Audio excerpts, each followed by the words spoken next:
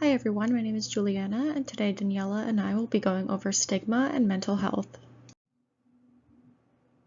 Before we begin, we would just like to do a land acknowledgement, and this is for Toronto, where X University is located, as well as the Dish with One Spoon territory. So Toronto is in the Dish with One Spoon territory. The Dish with One Spoon is a treaty between the Anishinaabe, Mississaugas, and Haudenosaunee that bound them to share the territory and protect the land. Subsequent Indigenous nations and peoples, Europeans, and all newcomers have been invited into this treaty in the spirit of peace, friendship, and respect. Now the agenda for today's video. First, I will be doing an introduction, then moving on to what is stigma, the 3 types of stigma, external influences and impacts on public attitudes, some statistics, some examples of stigma, and intersectionality and stigma. Then I'll pass it over to Daniela, who will go over language and stigma, impacts of stigma, deconstructing stigma, coping with stigma, reducing stigma in early childhood education and advocacy, some community resources to use if you are struggling from stigma, as well as some important points to remember. Fear and misunderstanding can lead to prejudice and discrimination against individuals living with mental illness and addiction.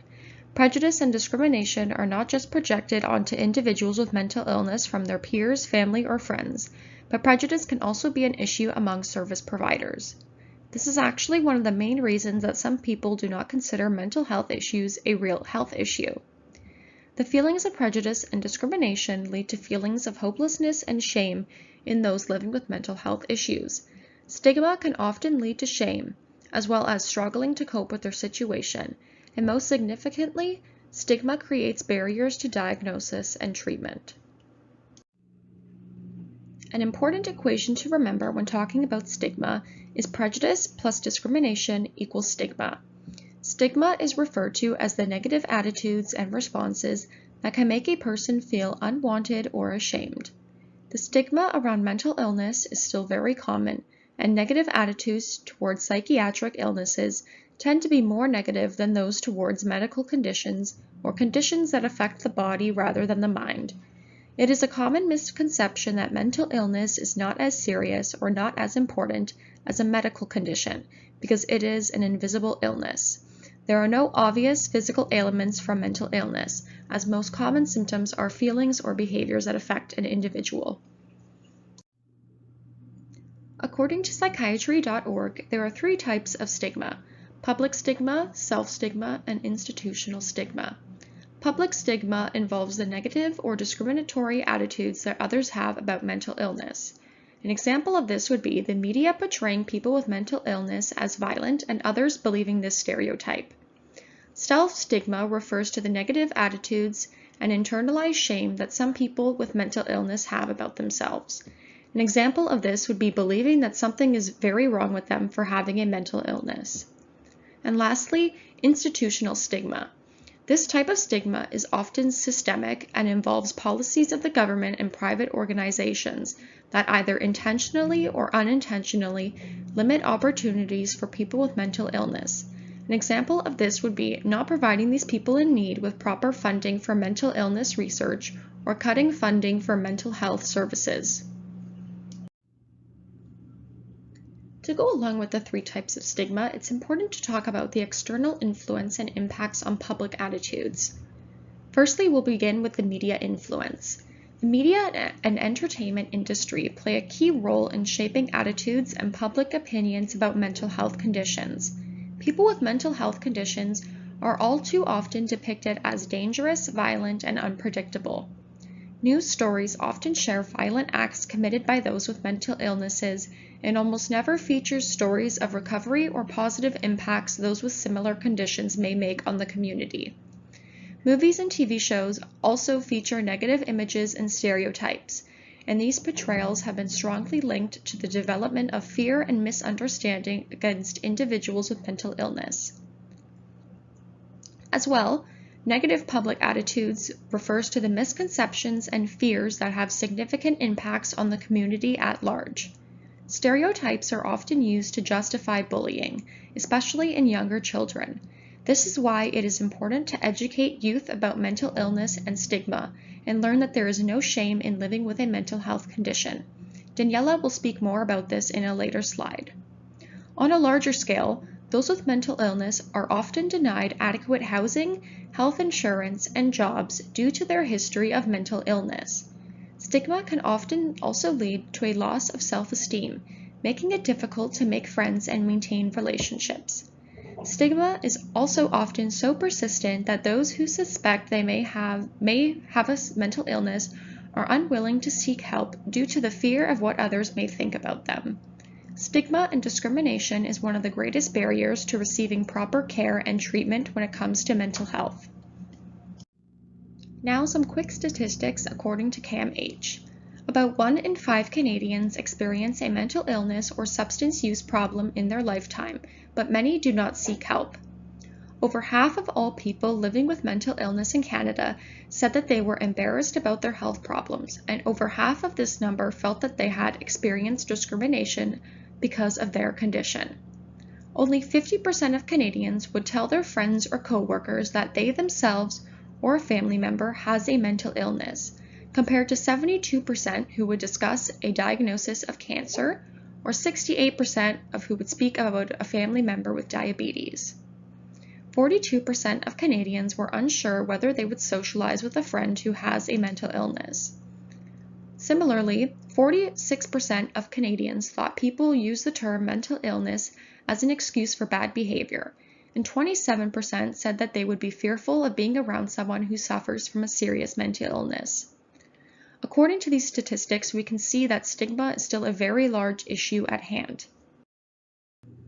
When speaking about stigma, I believe it's important to also go over some examples, as you or someone you may know may be spreading these common misconceptions and stereotypes that can be hurtful and offensive.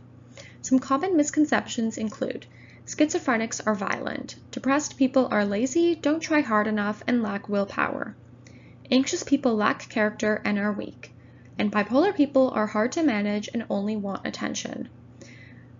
The vast majority of people with mental illness do not even present violent behavior, and instead are at much greater risk of being victimized. Some other examples of mental health stigma are: everyone has anxiety, some people are just stronger than you are. Therapy and medications are just scams, you don't need all that. What do you mean you can't get out of bed? It's not like your legs aren't working. Kids and teens can have mental illness, what do they have to worry about in life? Mental illness is just an excuse to live off benefits and not contribute to society. All women are a bit bipolar. And you shouldn't have kids, you just pass on your issues, how selfish. And finally, we'll be going over intersectionality and stigma. We can't talk about stigma without talking about intersectionality. If you remember from a previous video, intersectionality is a term used to describe how class, race, gender, and other characteristics intersect with one another and overlap. The term was coined by Kimberly Crenshaw in 1989. Others have also described Crenshaw's understanding of intersectionality as the deep structural, systemic questions about discrimination and inequality in society. This can also relate to stigma. More times than not, individuals living with mental illness are faced with multiple intersecting layers of discrimination as a result of their mental illness and identity. For example, a racialized individual may experience discrimination due to racism in addition to their mental illness. The overlap between identity and mental health stigma is deeply rooted in larger systems of inequality. Stigma has a link to historical and contemporary manifestations of inequality, power, and systems of domination. Multiple oppressions and structural inequalities exist in society and reinforce unequal relationships of power amongst people and between people and social institutions such as healthcare, housing, and the law. Intersectionality also creates barriers to accessing necessary services and social and structural supports, which in turn can intensify one's experiences with stigma. Next, we'll go over language and stigma. Language can have large impacts on people with mental illness and can cause harm. Much of our language we use is grounded in stigma, so we'll discuss a few examples and then go over how to maneuver through stigmatized language in order to decrease stigma and harm. First, we'll go over the importance of person-first language. Person first centers the person before the identity, whereas identity first centers the identity. Examples include person with mental illness and person with a substance abuse condition. What's key to person-first language is the person's preference in how others refer to them. No two people are alike, so the best practice is to ask, and when discussing a group, use person-first language. Words like suffering from can also be harmful as well, as they infer that because of mental illness, life quality decreases, which isn't true. Instead of saying statements like they suffer from depression, it's more appropriate to say that they have depression. Words like crazy are also harmful as they're rooted in stigma and perpetuate many harmful notions surrounding mental illness. The Canadian Mental Health Association discusses STOP criteria to help combat harmful language and stigma. It's important to consider if the action or attitude stereotypes people with mental health conditions and looks at people with mental illness as one group rather than individuals, trivializes or belittles people with mental health conditions and/or the condition itself, offends people with mental health conditions by insulting them, or patronizes people with mental health conditions by treating them as if they were not as good as other people. When you use words that harm or perpetuate stigma, the best thing to do is to apologize, correct yourself, and then further educate yourself on why it was harmful. Impacts of stigma. Stigma can have multiple negative impacts on people and communities. Stigma impacts community support and fundraising as it becomes a topic that many people avoid talking about or fundraising for. Due to this, there is less supports available for those with mental illness. An individual is also less likely to seek treatment originally, which perpetuates stigma and can worsen symptoms. There is also a lower understanding of what mental illness is and its impacts, which also continues to perpetuate stigma. Stigma also decreases the opportunities for those with mental illness, and many face harassment or bullying due to a lack of understanding on mental illness. Stigma around mental illness also results in negative beliefs about their successes for the individual. Self-stigmatization has been found to have negative effects on recovery and can result in less hope, less self-esteem, more symptoms of the mental illness, troubles in relationships, increase in individuals' chances of leaving treatment, and struggles at work or school.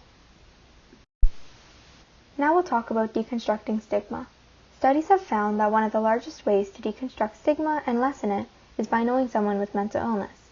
Sharing stories and lived experiences becomes an imperative way to deconstruct stigma as well, because the more it's talked about, the more its existence is normalized and the conversation becomes less stigmatized as a result.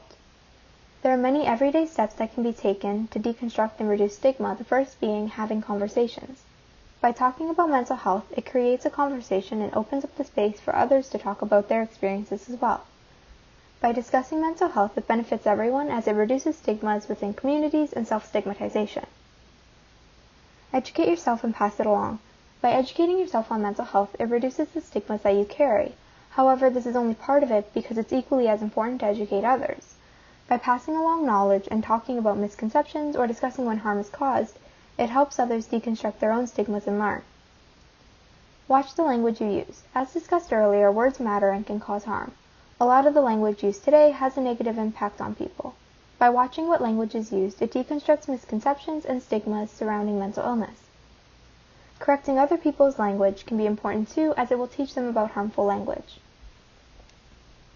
Promote equality with the ways in which physical and mental health is viewed. Physical health is something that many people take more seriously than mental health. However, both are equally important. This is seen when you take a sick day when you come down with the flu, but the same can't be said for mental health days. By holding both equally important, people can look after their physical and mental health, and stigma is deconstructed as it becomes the norm to take care of mental health. Be compassionate and understanding of those with mental illness. By being understanding, it deconstructs your own stigmas and helps those with mental illness deconstruct theirs. It's also very important when they aim to seek treatment. Be honest. Being honest about seeking treatment instead of hiding it is beneficial. It reduces the negative impacts of stigma, but can also encourage others to receive help. The importance of empowerment. By feeling empowered in seeking treatment and empowering others who have mental illness, it can work to deconstruct stigma. Now we'll talk about coping with stigma. There are many ways to cope with the impacts of stigma, the first being to get help. Often because of stigma, it can be difficult to get help with mental health, and sometimes it might be difficult to admit that support is needed, but it is important. Getting help can reduce stress and provide the tools you need to cope with mental illness and its symptoms. Don't let it lead to feelings of shame or guilt. Stigma has various sources, such as through self-stigmatization, which can lead to negative feelings about oneself and their mental health. But by reaching out for help, finding supports, and educating yourself on mental health, it can lead to empowerment and an increase in self-esteem. By avoiding the harmful impacts that would have been caused by shame and guilt, it can help mitigate symptoms that could have gotten worse. Don't distance yourself. Because of stigma, many people tend to keep their mental health to themselves or distance themselves. Loved ones, mentors, or people within the community can all be good supports that will listen. Join support groups. There are many different sources that can be found online that educate on mental health and stigma for families, friends, and people with mental illness. There are also many local support groups that can be joined in order to talk and receive the support from people who will understand. By talking about mental health with other people with lived experience, it can deconstruct the impacts of stigma. Finally, say something. Sharing opinions online or through events can help to cope with stigma, as you do not only work to deconstruct your own stigmas, but help to educate others. By educating others, it can deconstruct self-stigmatization and lessen the stigma others have. Next, we'll talk about reducing stigma in early childhood education and advocacy. Why is it important to reduce stigma with early education? Well, mental health concerns can be prevalent in younger children and can have large impacts on their interactions in school. As well, the earlier mental health is discussed, the better, as there is less stigma as conversations are normalized. Finally, mental health concerns must be understood through the circumstances of the child, such as home life and communities. To reduce stigma, the first step that can be taken is to educate. By having age-appropriate conversations about mental health, it can help to deconstruct stigma and normalize conversations. It's important, however, that information originates from credible sources. This leads to the next point of normalizing conversations. Rather than treating mental health as a conversation to be avoided, have discussions about it, its impacts, and answer questions. Create safe spaces for children to ask for help. Due to stigma, it can be difficult for people to have conversations about mental health, and many children may not know how to communicate their feelings at the moment. By fostering safe spaces for conversation that are free of judgment, and by having compassion, it can create more positive attitudes around mental health. Educate on community campaigns. Campaigns, such as Elephant in the Room, can help to deconstruct and reduce stigma as they educate and tackle stigma surrounding mental health. This creates conversations and can get children involved in learning about mental health. Finally, demonstrate respect. Children learn from the adults in their life. Therefore, one of the best ways to reduce stigma in early education is to show respect and compassion around mental health concerns. To help children cope with mental health conditions in school, it can be beneficial to look into programs or any support that's offered. Next, we'll go over some resources. The most important thing to take away from this video is that there is help and supports available. For an immediate mental health crisis, reach out to a crisis line for support. For a non-immediate mental health crisis, a useful resource is For a Safer Space. For a Safer Space is a non-profit that offers accessible and inclusive mental health care. Visit the website for more information if you would like to reach out for support.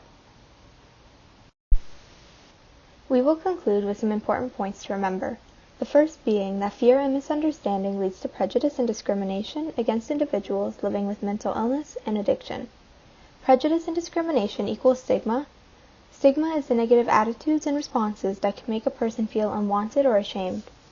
There are 3 types of stigma: public stigma, self-stigma, and institutional stigma. There are external influences of stigma, which leads to negative public attitudes. Individuals living with mental illness are faced with multiple intersecting layers of discrimination as a result of their mental illness and identity. To continue with some important points to remember, language can cause harm and perpetuate stigma. Therefore, it's important to deconstruct the language we use to educate ourselves and help stop stigma associated with mental health.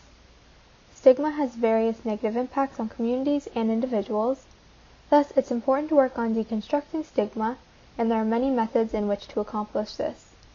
There are multiple ways that people with mental illness can cope with the negative impacts of stigma. And finally, it's important to reduce stigma in early childhood education, and there are various ways to do so. That concludes this presentation on stigma and mental health. Thank you for watching.